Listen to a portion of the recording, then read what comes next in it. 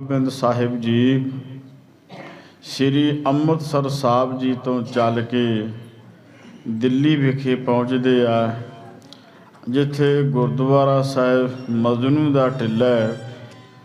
ਇਸ ਸਥਾਨ ਉੱਤੇ 6ਵੇਂ ਪਾਤਸ਼ਾਹ ਗੁਰੂ ਹਰਗੋਬਿੰਦ ਸਾਹਿਬ ਜੀ ਮਹਾਰਾਜ ਇੱਥੇ ਬਿਰਾਜਮਾਨ ਹੁੰਦੇ ਆ।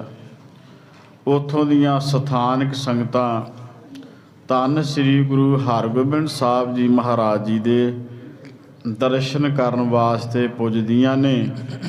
ਸਤਿਗੁਰਾਂ ਦੇ ਨਾਲ ਅਫਸੋਸ ਤੇ ਹਮਦਰਦੀ ਪ੍ਰਗਟ ਕਰਦੀਆਂ ਨੇ ਕਿ ਵੇਖੋ, ਆਪ ਜੀ ਦੇ ਪਿਤਾ ਧੰਨ ਸ੍ਰੀ ਗੁਰੂ ਅਰਜਨ ਦੇਵ ਜੀ ਮਹਾਰਾਜ ਲਾਹੌਰ ਵਿਖੇ ਬੁਲਾਇਆ ਬਾਦਸ਼ਾਹ ਜਹਾਂਗੀਰ ਤੇ ਚੰਦੂ ਦੇ ਹੁਕਮ ਦੁਆਰਾ, ਤੇ ਫਿਰ ਗੁਰੂ ਅਰਜਨ ਦੇਵ ਜੀ ਮਹਾਰਾਜ ਜੀ ਨੂੰ ਕਿਵੇਂ ਸ਼ਹੀਦ ਕੀਤਾ ਗਿਆ।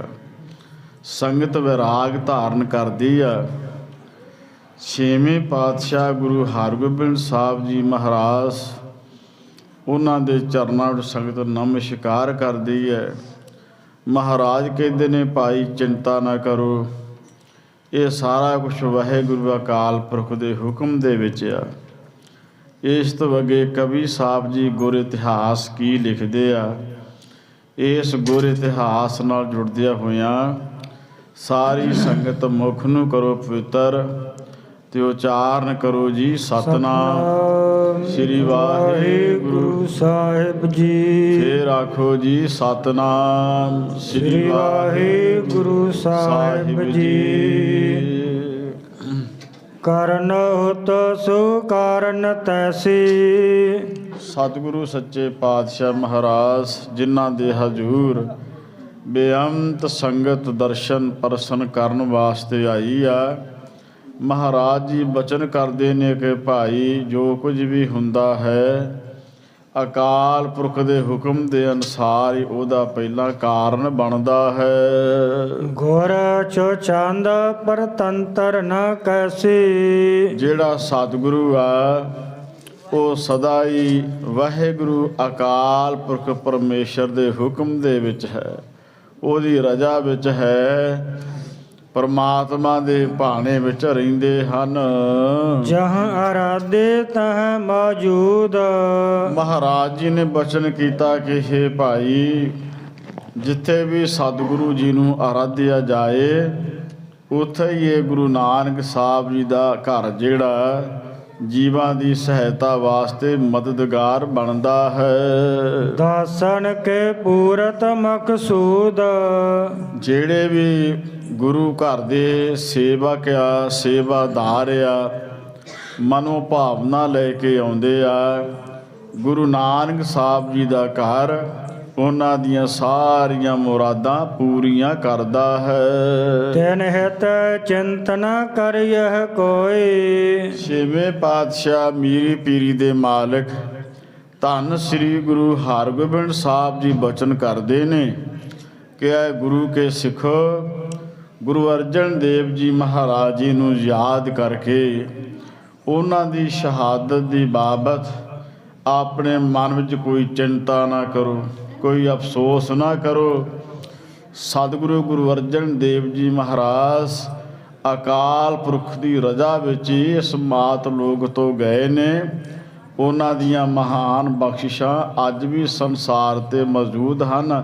ਤੁਸੀਂ ਕਿਸੇ ਗੱਲ ਦੀ ਕੋਈ ਚਿੰਤਾ ਨਾ ਕਰੋ। ਸਿਮਰੋ ਅੰਤ ਸਹਾਇਕ ਹੋਏ। ਜਿਹੜੇ ਵੀ ਮਾਈ ਭਾਈ ਗੁਰੂ ਅਰਜਨ ਸਾਹਿਬ ਜੀ ਨੂੰ ਯਾਦ ਕਰਨਗੇ, ਧੰਨ ਗੁਰੂ ਅਰਜਨ ਪਾਤਸ਼ਾਹ ਜੀ ਅੰਤ ਦੇ ਸਮੇਂ ਵੀ ਉਹਨਾਂ ਦੇ ਨਾਲ ਖੜੇ ਹੋਣਗੇ, ਉਹਨਾਂ ਦੇ ਸਹਾਇਕ ਹੋਣਗੇ। ਕਹਿਤ ਸੁਨਤ ਰਵ ਅਸਤਿਓ ਜਾਏ। ਸਤਿਗੁਰੂ ਸੱਚੇ ਪਾਤਸ਼ਾਹ ਮਹਾਰਾਜ ਜੀ ਦੇ ਨਾਲ ਦਿੱਲੀ ਦੇ ਆਏ ਹੋਏ ਕੁਝ ਸਿੱਖਾਂ ਨੇ ਬਚਨ ਬਿਲਾਸ ਕੀਤੇ ਆ, ਤੇ ਮਹਾਰਾਜ ਸੱਚੇ ਪਾਤਸ਼ਾਹ ਜੀ ਨੇ ਉਹਨਾਂ ਨੂੰ ਗੁਰ ਉਪਦੇਸ਼ ਦਿੱਤਾ ਹੈ। ਲੰਮਾ ਸਮਾਂ ਇਹ ਰੱਬ ਘਰ ਦੀਆਂ ਗੱਲਾਂ ਤੇ ਗੁਰੂ ਅਰਜਨ ਦੇਵ ਜੀ ਮਹਾਰਾਜ ਜੀ ਦੀ ਬਾਬਤ ਬਚਨ ਬਿਲਾਸ ਚੱਲਦੇ ਹੈ। ਫਿਰ ਹੌਲੀ ਹੌਲੀ ਜਿਹੜਾ ਸੂਰਜ ਹੈ। ਸੋਦਰ ਚੌਂਕੀ ਭੋਗ ਸੋ ਪਾਏ। ਸੂਰਜ ਅਸਤ ਹੋ ਜਾਂਦਾ ਹੈ, ਸੂਰਜ ਛਿਪ ਜਾਂਦਾ ਹੈ, ਸੋਦਰ ਦਾ ਸਮਾਂ ਹੋ ਜਾਂਦਾ ਹੈ। ਸੋਦਰ ਦੇ ਸਮੇਂ ਜਿਵੇਂ ਸੋਦਰ ਦੀ ਚੌਂਕੀ ਗੁਰੂ ਘਰ ਦੇ ਕੀਰਤਨੀਏ ਸਿੰਘ ਸੋਦਰ ਦੀ ਚੌਂਕੀ ਲਾ ਕੇ ਗੁਰਬਾਣੀ ਦਾ ਸ਼ਬਦ ਕੀਰਤਨ ਕਰਦੇ ਆ, ਇਸੇ ਤਰ੍ਹਾਂ ਸੋਦਰ ਦੀ ਚੌਂਕੀ ਲੱਗੀ ਹੈ। ਫਿਰ ਬਾਣੀ ਦਾ ਭੋਗ ਪਿਆ ਹੈ। ਕਰ ਕਰ ਬੰਧਨ ਸਭ ਕਰ ਗਏ। ਸੋਦਰ ਰਹਿਰਾਸ ਜੀ ਦੇ ਜਾਪ ਤੋਂ ਬਾਅਦ ਫਿਰ ਸਾਰੇ ਜਿਹੜੇ ਦਿੱਲੀ ਦੇ ਸਥਾਨਕ ਸਿੱਖ ਸੰਗਤਾਂ ਨੇ ਉਹਨਾਂ ਨੇ ਛੇਵੇਂ ਪਾਤਸ਼ਾਹ ਮਹਾਰਾਜ ਜੀ ਦੇ ਚਰਨਾਂ ਉੱਤੇ ਮੱਥਾ ਟੇਕਿਆ, ਬੰਦਨਾ ਕੀਤੀ ਆ। ਕਿਉਂਕਿ ਗੁਰੂ ਦਾ ਸਿੱਖ ਆਉਣ ਲੱਗਿਆ ਵੀ ਨਮਸਕਾਰ ਕਰਦਾ ਤੇ ਜਾਣ ਲੱਗਿਆ ਵੀ ਸਤਿਗੁਰਾਂ ਦੇ ਚਰਨਾਂ ਵਿੱਚ ਨਮਸਕਾਰ ਕਰਦਾ ਹੈ, ਮੱਥਾ ਟੇਕਦਾ ਹੈ।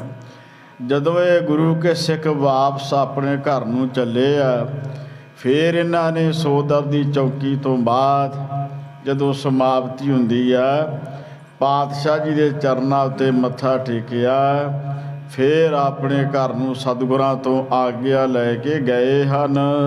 ਸੁੰਦਰ ਰੂਪ ਸਰਾਹਤ ਭਏ। ਜਿੰਨੇ ਵੀ ਆਏ ਆ ਦਿੱਲੀ ਤੋਂ ਚੱਲ ਕੇ ਗੁਰਸਿੱਖ ਮਾਈ ਭਾਈ ਗੱਲਾਂ ਕਰਦੇ ਜਾਂਦੇ ਆ ਕਿ ਗੁਰੂ ਹਰਗੋਬਿੰਦ ਸਾਹਿਬ ਜੀ ਮਹਾਰਾਜ ਬਹੁਤ ਹੀ ਸੁੰਦਰ ਆ, ਉਹਨਾਂ ਦਾ ਰੂਪ ਬੜਾ ਵਧੀਆ ਹੈ, ਚਿਹਰੇ ਦਾ ਜਲਾਲ ਬਹੁਤ ਵਧੀਆ।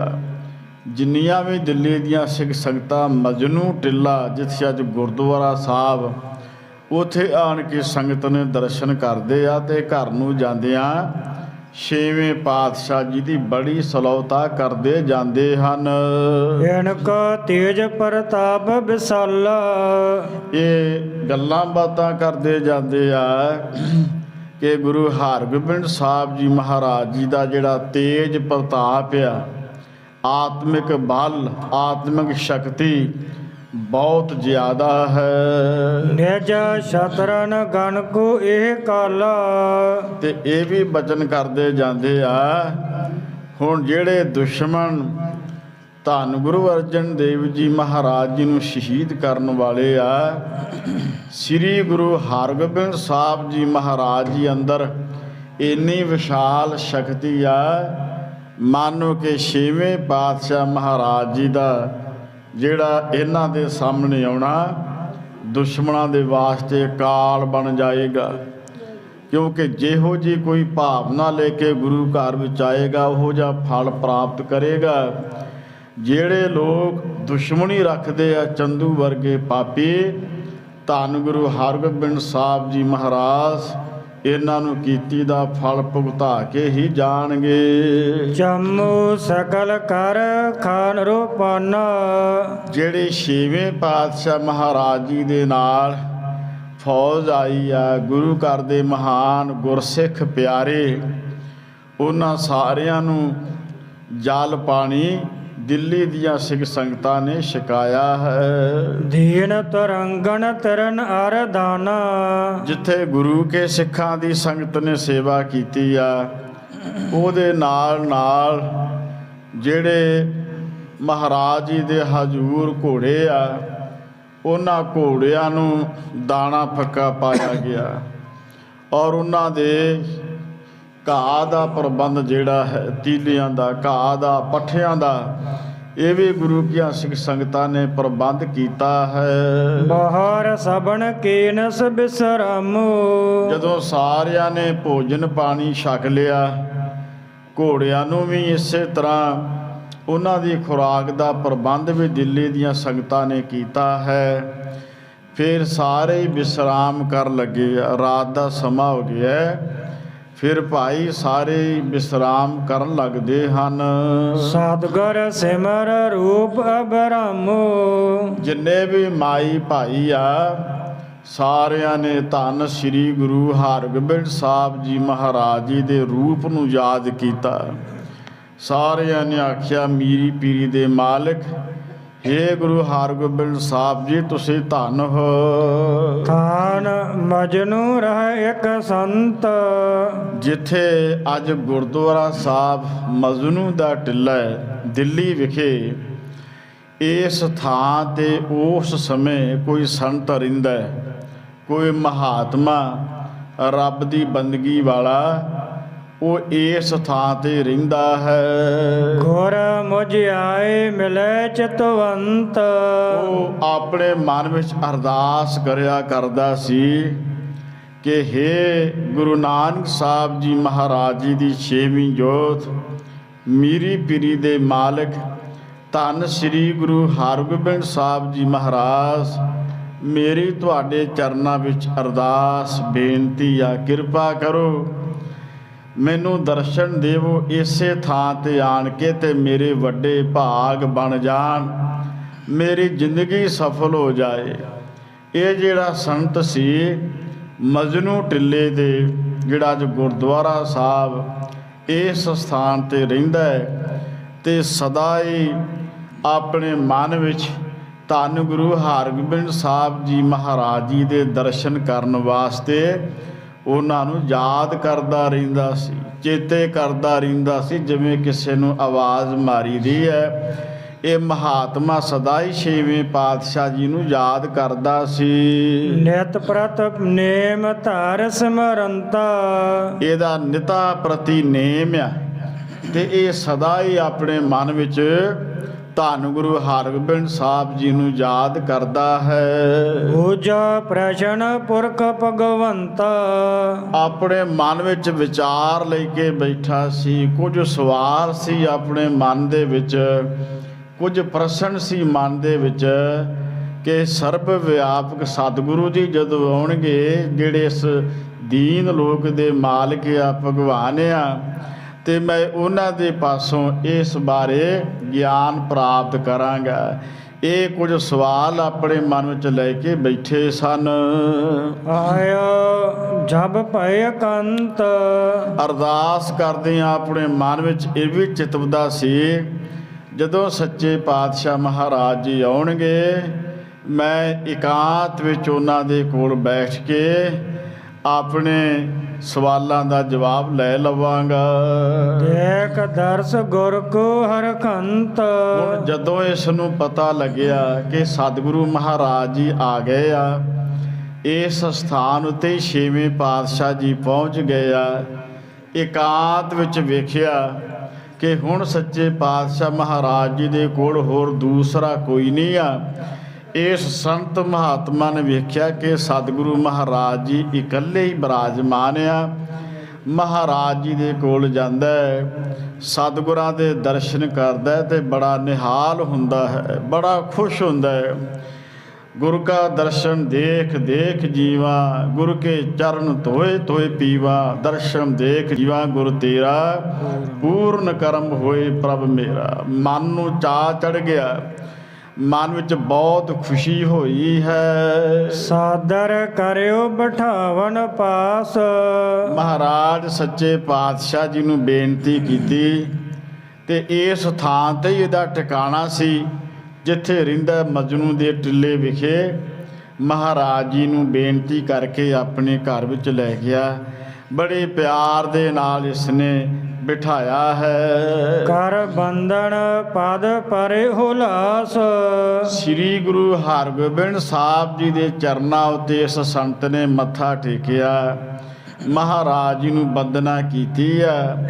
ਇਹਦੇ ਮਨ ਵਿੱਚ ਬੜਾ ਹੀ ਹੁਲਾਸ ਹੈ। ਹੱਥ ਜੋੜ ਕਰ ਬੂਝਣ ਕੀਨ, ਸਤਿਗੁਰਾਂ ਦੇ ਸਾਹਮਣੇ ਹੱਥ ਜੋੜੇ ਆ, ਤੇ ਧੰਨ ਗੁਰੂ ਹਰਗੋਬਿੰਦ ਸਾਹਿਬ ਜੀ ਮਹਾਰਾਜ ਜੀ ਨੂੰ ਪੁੱਛਣ ਵਾਸਤੇ ਬੇਨਤੀ ਕਰਨ ਲੱਗਿਆ ਹੈ। ਔਰ ਸੰਸੇ ਮੁਝ ਕਰਹੁ ਸੋਹੀਨੇ, ਆਖਿਆ ਹੈ ਛੇਵੇਂ ਪਾਤਸ਼ਾਹ ਮੀਰੀ ਪੀਰੀ ਦੇ ਮਾਲਕ ਧੰਨ ਸ੍ਰੀ ਗੁਰੂ ਹਰਗੋਬਿੰਦ ਸਾਹਿਬ ਜੀ ਮਹਾਰਾਜ, ਮੇਰੇ ਮਨ ਵਿੱਚ ਕੁਝ ਸੰਸ਼ੇ ਪੈਦਾ ਹੋਏ ਆ, ਮੇਰੇ ਮਨ ਵਿੱਚ ਕੁਝ ਸਵਾਲ ਪੈਦਾ ਹੋਏ ਆ, ਸੱਚੇ ਪਾਤਸ਼ਾਹ ਜੀ ਕਿਰਪਾ ਕਰੋ। ਇਹ ਜਗ ਸਾਚ ਕੇ ਝੂਠੋ ਬਣਿਓ। ਹੱਥ ਜੋੜ ਕੇ ਕਹਿਣ ਲੱਗਾ, ਮਹਾਰਾਜ ਕਿਰਪਾ ਕਰਕੇ ਮੈਨੂੰ ਇਹ ਸਮਝਾ ਦਿਓ, ਇਹ ਜਿਹੜਾ ਜਗ ਆ, ਇਹ ਜਿਹੜਾ ਸੰਸਾਰ ਆ, ਮਹਾਰਾਜ ਇਹ ਸੰਸਾਰ ਸੱਚਾ ਹੈ ਕਿ ਜਾਂ ਝੂਠਾ ਹੈ? ਇਹ ਕੀ ਬਣਿਆ ਹੈ? ਪਾਤਸ਼ਾਹ ਜੀ ਮੈਨੂੰ ਇਹਦੇ ਬਾਰੇ ਕੋਈ ਸਮਝ ਨਹੀਂ ਪੈ ਰਹੀ ਹੈ। ਨਿਸ਼ਚੈ ਭਇਓ ਨਾ ਮੈਂ ਮਨ ਗੁਣਿਓ। ਇਸ ਸੰਤ ਨੇ ਆਖਿਆ, ਹੇ ਸੱਚੇ ਪਾਤਸ਼ਾਹ ਮੇਰੇ ਮਨ ਦੇ ਵਿੱਚ ਇਸ ਗੱਲ ਦੇ ਬਾਰੇ ਕੋਈ ਸਮਝ ਨਹੀਂ ਪੈਂਦੀ ਵੀ ਇਹ ਸੰਸਾਰ ਸੱਚਾ ਹੈ ਜਾਂ ਨਾਸਵਾਨ ਆ, ਵੀ ਇਹ ਝੂਠਾ ਹੈ। ਇਸ ਬਾਬਤ ਮੇਰੇ ਮਨ ਦੇ ਵਿੱਚ ਕੋਈ ਇਸ ਗੱਲ ਦੀ ਪੂਰੀ ਸੋਝੀ ਨਹੀਂ ਪੈਂਦੀ। ਜਦੋਂ ਮੈਂ ਨਿਸ਼ਚਾ ਕਰਦਾ ਹਾਂ, ਜਦੋਂ ਮੈਂ ਵਿਸ਼ਵਾਸ ਕਰਦਾ ਹਾਂ, ਤੇ ਕਹਿਣ ਲੱਗੇ ਵੀ ਇਹ ਜਿਹੜਾ ਜਗਤ ਆ, ਇਸ ਬਾਰੇ ਮੇਰੇ ਪੱਲੇ ਕੁਝ ਵੀ ਨਹੀਂ ਪੈਂਦਾ ਹੈ। ਜੇਕਰ ਸਾਚ ਇਸੇ ਠਹਿਰਾਵਾਂ। ਜੇਕਰ ਮੈਂ ਇਸ ਸੰਸਾਰ ਨੂੰ ਸੱਚ ਮੰਨ ਲਵਾਂ ਵੀ ਇਹ ਸੰਸਾਰ ਸਾਰਾ ਕੁਝ ਹੀ ਸੱਚਾ ਹੈ। ਪੂਰਬ ਮਰੈ ਨਹੀਂ ਦ੍ਰਿਸ਼ਟਾਵਾਂ। ਜਿਹੜੇ ਪਹਿਲਾਂ ਲੋਕ ਸਾਡੇ ਤੋਂ ਪਹਿਲਾਂ ਇਸ ਸੰਸਾਰ ਤੋਂ ਜਾ ਚੁੱਕੇ ਆ, ਜਿਹੜੇ ਪਹਿਲਾਂ ਮਰ ਚੁੱਕੇ ਆ, ਕਹਿਣ ਲੱਗਾ ਮਹਾਰਾਜ ਫਿਰ ਉਹ ਮੈਨੂੰ ਨਜ਼ਰ ਨਹੀਂ ਆਉਂਦੇ ਹਨ। ਜੇ ਮੈਂ ਇਹ ਮੰਨ ਲੈਣਾ ਹੈ ਤੇ ਫਿਰ ਮੈਨੂੰ ਉਹ ਨਜ਼ਰ ਨਹੀਂ ਆਉਂਦੇ ਹਨ। ਜੇਕਰ ਝੂਠ ਕਰਾਂ ਵਿਚਾਰਨ। ਤੇ ਜੇ ਮੈਂ ਝੂਠ ਦੀ ਵਿਚਾਰ ਕਰਦਾ ਵੀ ਇਹ ਝੂਠ ਹੈ, ਸਭ ਪ੍ਰਤੱਖ ਹੀ ਹੋਤ ਨਿਹਾਰਨ। ਫਿਰ ਮੈਨੂੰ ਸਾਰਾ ਕੁਝ ਹੀ ਪ੍ਰਤੱਖ ਨਜ਼ਰ ਆ ਜਾਂਦਾ ਹੈ। ਜਿਹੜੇ ਲੋਕ ਪਹਿਲਾਂ ਮਰ ਗਏ ਨੇ, ਇਸ ਸੰਸਾਰ ਤੋਂ ਚਲੇ ਗਏ ਆ, ਮੈਨੂੰ ਫਿਰ ਉਹ ਸਾਰੇ ਦਿਖਾਈ ਦਿੰਦੇ ਹਨ। ਸਾਚ ਝੂਠ ਦੋਨੋਂ ਬਿਦ ਕਹੈ। ਇਸ ਸੰਤ ਨੇ ਆਖਿਆ, ਮਹਾਰਾਜ ਇੱਕ ਪਾਸੇ ਸੱਚ ਹੈ, ਦੂਸਰੇ ਪਾਸੇ ਝੂਠ ਆ। ਮਹਾਰਾਜ ਇਹ ਦੋਵੇਂ ਵਿਧੀਆਂ, ਜਿਹੜੇ ਦੋਵੇਂ ਢੰਗ ਤਰੀਕੇ ਹਨ, ਆਪਸ ਵਿਕੈ ਵਿਰੋਧੀ ਹੈ। ਇਹ ਆਪਸ ਵਿੱਚ ਇੱਕ ਦੂਸਰੇ ਦੇ ਵਿਰੋਧੀ ਚੱਲ ਰਹੇ ਆ। ਕਹਿਣ ਲੱਗਾ ਮਹਾਰਾਜ ਇਸ ਬਾਰੇ ਮੇਰੇ ਮਨ ਵਿੱਚ ਅਗਿਆਨਤਾ ਹੈ। ਤਿਮਰ ਤੇਜ ਇਕੱਠੇ ਨ ਹੋਏ। ਜਿਵੇਂ ਅੰਧੇਰਾ ਤੇ ਪ੍ਰਕਾਸ਼ ਦੋਵੇਂ ਇਕੱਠੇ ਨਹੀਂ ਹੁੰਦੇ। ਜਿਵੇਂ ਦਿਨ ਚੜ੍ਹਦਾ, ਦਿਨ ਤੋਂ ਬਾਅਦ ਰਾਤ ਪੈ ਜਾਂਦੀ ਹੈ। ਹਨੇਰੇ ਵਿੱਚ ਚਾਨਣ ਕੀਤਾ ਜਾਏ, ਦੀਵਾ ਬਲਬ ਜਗਾ ਦਿੱਤਾ ਜਾਏ, ਚਾਨਣ ਹੋ ਜਾਂਦਾ ਹੈ। ਦੋਵੇਂ ਇਕੱਠੇ ਨਹੀਂ ਰਹਿੰਦੇ, ਹੈ ਵਿਰੋਧੀ ਆ। ਹੇ ਸੱਚੇ ਪਾਤਸ਼ਾਹ ਇਸੇ ਤਰ੍ਹਾਂ ਕਹਿਣ ਲੱਗੇ ਮਹਾਰਾਜ ਇਸ ਬਾਰੇ ਮੈਨੂੰ ਕੋਈ ਸਮਝ ਨਹੀਂ ਪੈਂਦੀ ਹੈ। ਜਾਂ ਤੈ ਨਿਰਣੈ ਮੋਹਿ ਨ ਕੋਇ। ਇਸ ਬਾਰੇ ਮੈਨੂੰ ਕੋਈ ਨਿਰਣਾ ਨਹੀਂ ਆਉਂਦਾ, ਇਸ ਬਾਰੇ ਮੈਨੂੰ ਕੋਈ ਪਤਾ ਨਹੀਂ ਲੱਗਦਾ ਹੈ। ਸੁਣ ਸਤਿਗੁਰ ਤਬ ਉਤਰ ਦੀਨ। ਇਸ ਸੰਤ ਦੇ ਪਾਸੋਂ ਛੇਵੇਂ ਪਾਤਸ਼ਾਹ ਮਹਾਰਾਜ ਜੀ ਨੇ ਸਵਾਲ ਸੁਣਿਆ ਤੇ ਧੰਨ ਗੁਰੂ ਹਰਗੋਬਿੰਦ ਸਾਹਿਬ ਜੀ ਮਹਾਰਾਜ ਉੱਤਰ ਦਿੰਦੇ ਹਨ। ਜਬ ਨਰ ਸੁਪਤੈ ਨਿੰਦਰਾ ਲੀਨ।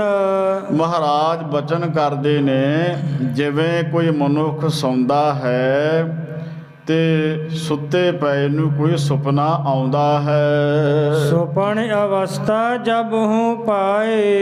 ਇਹ ਜਦੋਂ ਸੁਪਨ ਅਵਸਥਾ ਦੇ ਵਿੱਚ ਹੁੰਦਾ ਹੈ, ਜਦੋਂ ਕੋਈ ਮਨੁੱਖ ਗੂੜੀ ਨੀਂਦ ਸੌਂ ਜਾਂਦਾ ਹੈ। ਸਗਲ ਜਗਤ ਜਨ ਤਿਸ ਭਾਏ। ਮਾਨੋ ਕਿ ਜਿਹੜਾ ਸਾਰਾ ਸੰਸਾਰ ਆ ਨਾ, ਇਹ ਮਾਇਆ ਦੇ ਮੋਹ ਵਿੱਚ ਸੁੱਤਾ ਹੋਇਆ ਹੈ। ਜਿਵੇਂ ਕੋਈ ਮਨੁੱਖ ਗੂੜੀ ਨੀਂਦ ਵਿੱਚ ਸੌਂ ਜਾਂਦਾ ਹੈ ਤੇ ਉਹਨੂੰ ਆਪਣੇ ਆਪ ਦਾ ਕੋਈ ਪਤਾ ਨਹੀਂ ਲੱਗਦਾ। ਮਾਨੋ ਕਿ ਇਸੇ ਤਰ੍ਹਾਂ ਇਹ ਜਿਹੜਾ ਸਾਰਾ ਸੰਸਾਰ ਆ, ਇਹ ਮਾਇਆ ਦੇ ਮੋਹ ਵਿੱਚ ਸੁੱਤਾ ਪਿਆ ਹੈ। ਜਬਲ ਸੁਪਨਾ ਨਰ ਕੋ ਰਹੈ। ਜਿੰਨਾ ਚਿਰ ਤੱਕ ਕੋਈ ਮਨੁੱਖ ਸੁਪਨੇ ਵਿੱਚ ਰਹਿੰਦਾ ਹੈ, ਰਾਤ ਦੇ ਸਮੇਂ ਸੁੱਤੇ ਪਿਆ ਜਿੰਨਾ ਚਿਰ ਕੋਈ ਮਨੁੱਖ ਸੁਪਨੇ ਨੂੰ ਦੇਖਦਾ ਹੈ ਤਬਲ ਸੱਚ ਹੀ ਤਿਸ ਲਹੈ। ਉਨਾ ਚਿਰ ਉਸ ਸੁਪਨੇ ਨੂੰ ਸੱਚ ਹੀ ਸਮਝਦਾ ਹੈ। ਜਦੋਂ ਕੋਈ ਮਨੁੱਖ ਸੌਂਦਾ ਹੈ ਉਹਨੂੰ ਸੁਪਨਾ ਆਉਂਦਾ ਹੈ ਤਾਂ ਉਹ ਸੁਪਨੇ ਨੂੰ ਸੱਚ ਹੀ ਸਮਝਦਾ ਹੈ। ਭੈ ਪਾਵਤ ਅਰ ਭਾਜਿਓ ਜਾਤ। ਤੇ ਸੁਪਨੇ ਦੇ ਵਿੱਚ ਜਦੋਂ ਕੋਈ ਡਰਾਉਣਾ ਸੁਪਨਾ ਆਉਂਦਾ ਹੈ ਬੜਾ ਡਰਦਾ ਹੈ, ਬੜਾ ਭੈ ਵਿੱਚ ਆਉਂਦਾ ਹੈ ਔਰ ਉਸ ਵੇਲੇ ਉਸ ਡਰ ਤੋਂ ਛੁਟਕਾਰਾ ਪਾਉਣ ਵਾਸਤੇ ਸੁੱਤਾ ਪਿਆ ਹੀ ਉਹ ਸੁਪਨੇ ਵਿੱਚ ਦੌੜਨ ਦੀ ਕੋਸ਼ਿਸ਼ ਕਰਦਾ ਹੈ। ਕੈ ਪ੍ਰੇ ਦੇਖਤ ਉਰ ਹਰ ਖਾਤ। ਤੇ ਜੇ ਤੇ ਆਪਣੇ ਕਿਸੇ ਪਿਆਰੇ ਨੂੰ ਵੇਖਦਾ ਜਿਹਦੇ ਨਾਲ ਉਹਦਾ ਪਿਆਰ, ਜਿਹਦੇ ਨਾਲ ਉਹਦਾ ਮੋਹ ਆ, ਸਨੇਹ ਆ, ਤੇ ਫਿਰ ਉਹਨੂੰ ਵੇਖ ਕੇ ਬੜਾ ਖੁਸ਼ ਹੁੰਦਾ ਹੈ। ਜੇ ਸੁਪਨੇ ਕੋ ਝੂਠਾ ਜਾਣੈ। ਮਹਾਰਾਜ ਕਹਿਣ ਲੱਗੇ ਵੇਖੋ ਸੰਤ ਜੀ, ਜੇ ਉਹ ਮਨੁੱਖ ਇਹ ਜਾਣਦਾ ਹੋਵੇ ਵੀ ਇਹ ਤੇ ਸੁਪਨਾ ਹੈ, ਇਹ ਤਾਂ ਇੱਕ ਮੈਨੂੰ ਰਾਤ ਸੁੱਤੇ ਪਏ ਨੂੰ ਸੁਪਨਾ ਹੀ ਆ ਰਿਹਾ ਹੈ। ਤਰਾਸ ਬਿਖਾਦ ਹਰਖ ਕਿਉ ਠਾਨਹਿ। ਜੇ ਉਸ ਮਨੁੱਖ ਨੂੰ ਇਸ ਗੱਲ ਦਾ ਪਤਾ ਹੋਵੇ ਵੀ ਇਹ ਤੇ ਸੁਪਨਾ ਹੈ ਤੇ ਫਿਰ ਬੰਦਾ ਡਰੇ ਕਿਉਂ, ਭੈ ਵਿੱਚ ਕਿਉਂ ਆਏ ਜਦੋਂ ਡਰਾਉਣਾ ਸੁਪਨਾ ਆਉਂਦਾ ਹੈ, ਜਾਂ ਆਪਣੇ ਪਿਆਰ ਨੂੰ ਵੇਖ ਕੇ ਖੁਸ਼ ਕਿਉਂ ਹੋਵੇ, ਕਿਉਂਕਿ ਸੁਪਨਾ ਹੈ ਹੀ ਝੂਠਾ ਹੈ।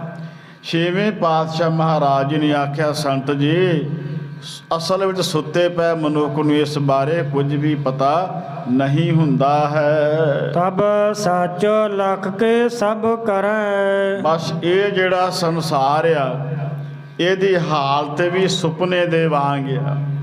ਜਗ ਰਚਨਾ ਸਭ ਝੂਠ ਹੈ, ਜਾਨ ਲਿਹੋ ਰੇ ਮੀਤ, ਕਹੇ ਨਾਨਕ ਥਿਰ ਨਾ ਰਹੇ, ਜਿਉ ਬਾਲੂ ਕੀ ਪੀਤ। ਝੂਠੈ ਮਾਨ ਕਹਾਂ ਕਰੈ, ਜਗ ਸੁਪਨੇ ਜਿਉ ਜਾਨ। ਧੰਨ ਗੁਰੂ ਤੇਗ ਬਹਾਦਰ ਸਾਹਿਬ ਜੀ ਮਹਾਰਾਜ ਜੀ ਨੇ ਵੀ ਆਪਣੀ ਬਾਣੀ ਵਿੱਚ ਲਿਖਿਆ ਕਿ ਮਨੁੱਖ ਇਹ ਸੰਸਾਰ ਸੁਪਨੇ ਦੀ ਨਿਆਈ ਆ।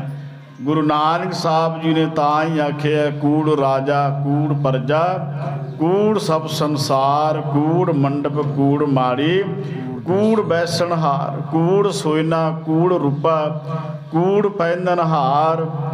ਅਖੀਰ ਵਿੱਚ ਆਖਿਆ ਕਿਸ ਨਾਲ ਕੀਚੈ ਦੋਸਤੀ, ਸਭ ਜਗ ਚੱਲਣਹਾਰ।